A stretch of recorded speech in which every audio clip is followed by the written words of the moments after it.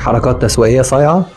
الجزء ال13. دوف هي علامة تجارية لمنتجات العناية الشخصية. في سنة 2004 دوف عملت حملة دعائية اسمها ريل بيوتي. الحملة دي كانت نقطة تحول في تاريخ صناعة التجميل بالكامل. دوف في الحملة دي لأول مرة في تاريخ صناعة التجميل بتتخلى عن عرضات الأزياء والموديلز اللي مفهومش غلطة، وبيصوروا الإعلانات كلها بتاعت الحملة بنساء عاديات جدا بألوان مختلفة وبأحجام أجسام مختلفة وبأعمار مختلفة. الستات العاديات دول كانوا بيظهروا في الإعلان بمنتهى الثقة والجمال الطبيعي عشان يوصلوا الرسالة الرئيسية للحملة، وهي الجمال الحقيقي يأتي في جميع الأشكال والأحجام. ومش بس كده يا صديقي، دول عملوا فيلم قصير تابع لنفس الحملة دي بيبين فيها قد إيه بيتم التعديل على صور الموديلز علشان يظهروا بهذا الكم من المثالية. دوف لقت الحملة نجحت والمبيعات عمالة تزيد، قالت بس أنا مش هعمل أي حاجة في حياتي غير الحملة دي. عارف يا صديقي الحملة دي استمرت كام سنة؟